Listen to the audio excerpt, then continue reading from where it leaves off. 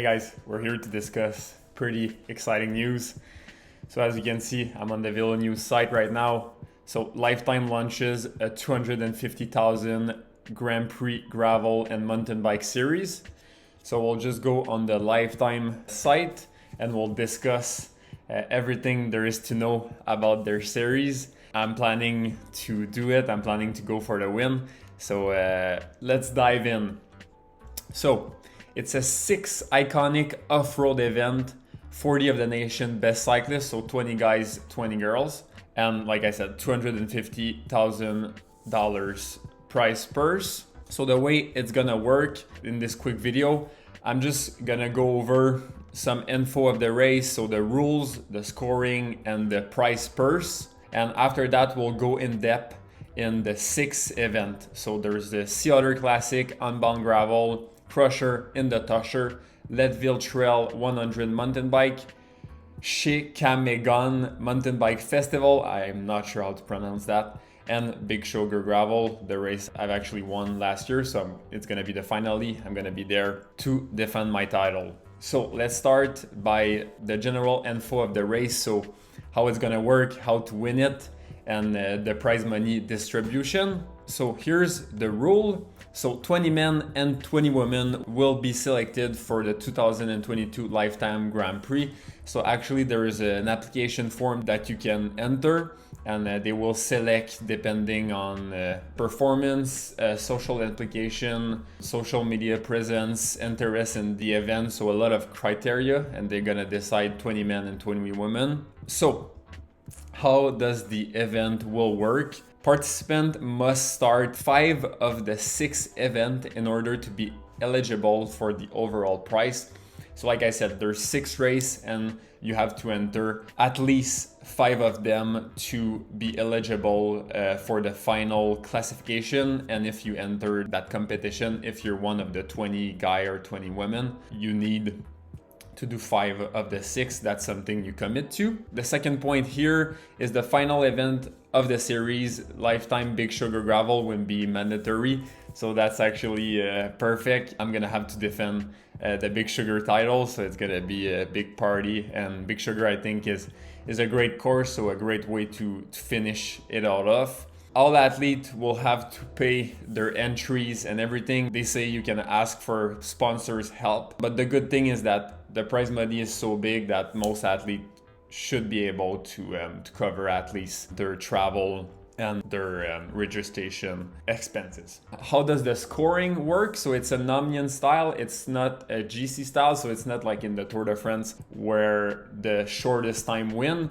It's a point system. So for example, the BWR Triple Crown that I won last year, that was a GC according to time. So it was an addition of all your time. This is different, so it's a point system. So if you're first place, you have 20 points, second place 19, third place 18, and that goes until 20. So it's a super simple point system.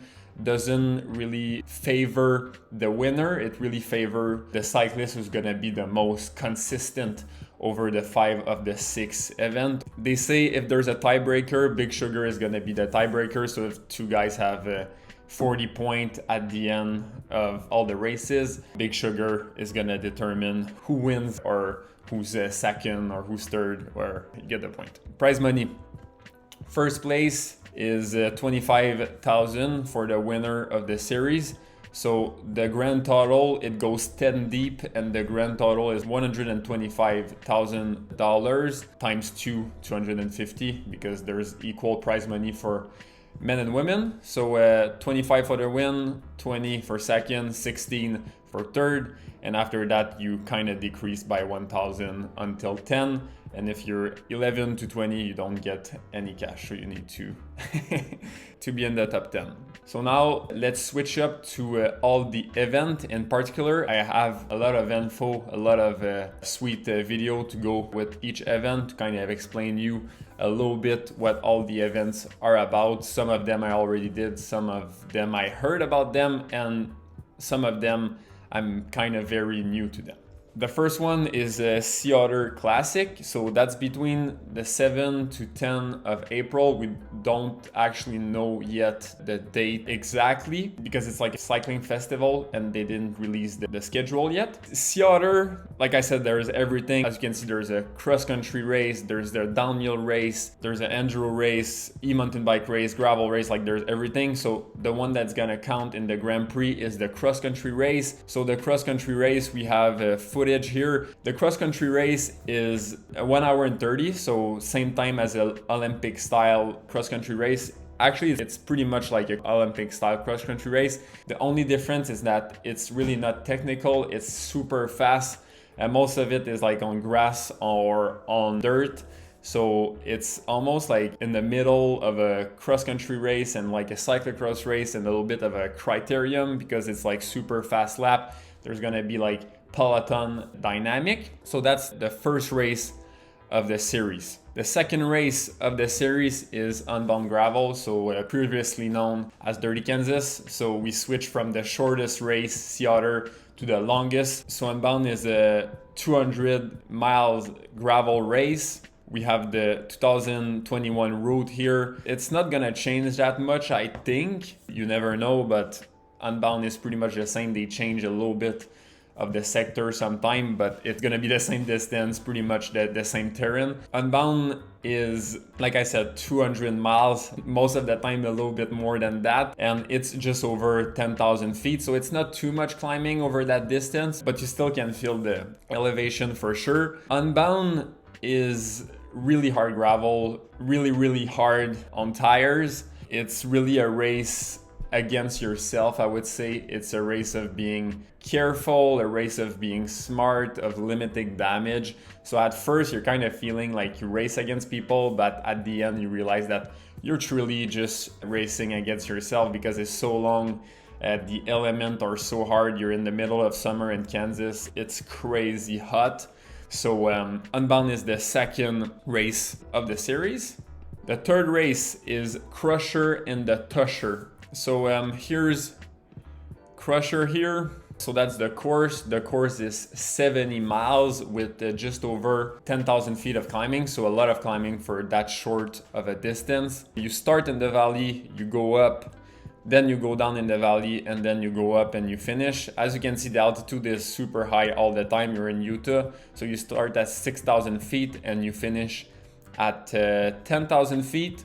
I don't have a lot of footage. I mean, it looks like pretty smooth gravel, but like I said, it's you either go up or you go down. I guess the view are gonna be amazing there. I heard some very good thing from people I know that are really into gravel. I was actually like, look at that view. It's it's hard to beat. So you kind of, like I said, you start in the valley, you go up, you go down in the other valley, and then you go up and you finish on top. Really excited about this one. I guess it should take around 4 hours with all that climbing. So the next one, the fourth one of the series, is the Leadville Trail 100 mountain bike race. So this is pretty much, I would say, like Crusher, but in longer and harder. It's 100 miles.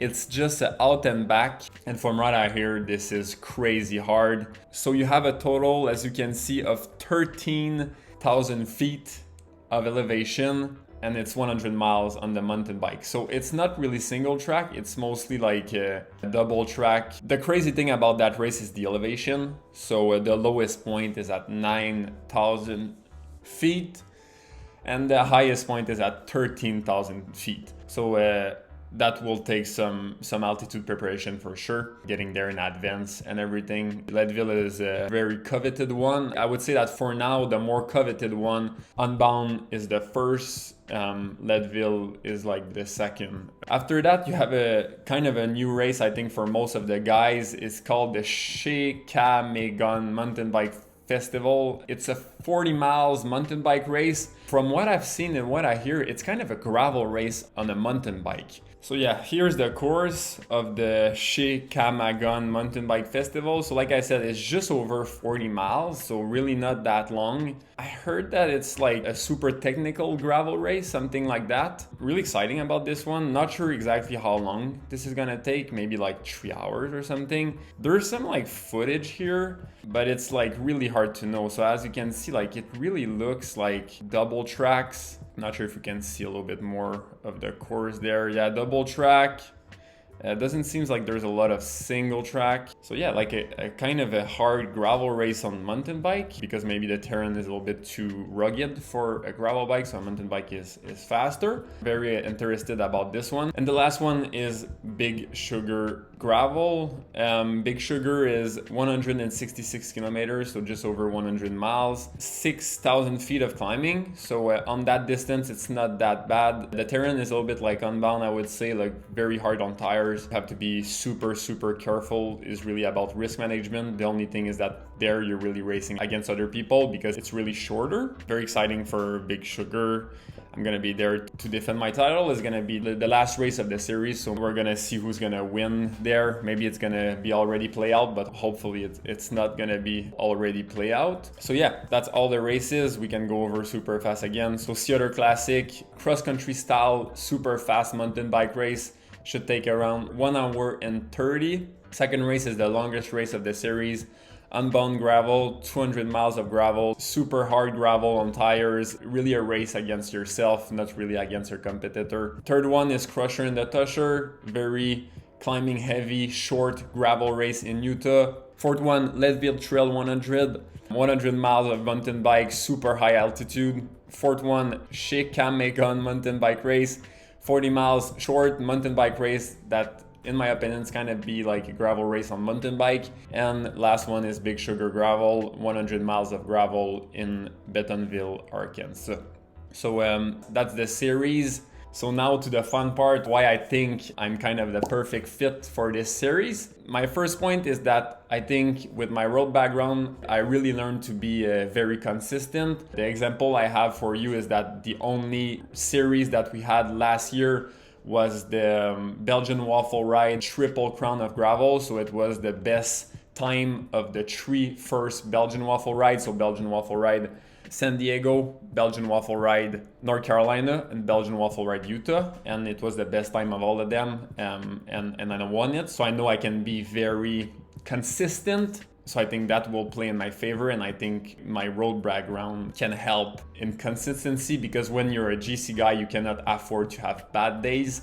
So I think that's one of my cards, I would say. The second card is that in the winter, if you're not sure about my technical skills, in the winter, actually, I ride fat bike. I do pretty much all my volume ride on the fat bike. So I go perfect. My mountain bike technical skill there, I always ride with one of my good friend, Alexandre Vial, that's a pro mountain biker. He does World Cup still. And all my enduro friends, they're still pretty good technically, so they help push me. And during the summer, I still do a lot of mountain biking and also rugged gravel. I will keep doing that to make sure my technical skills are there.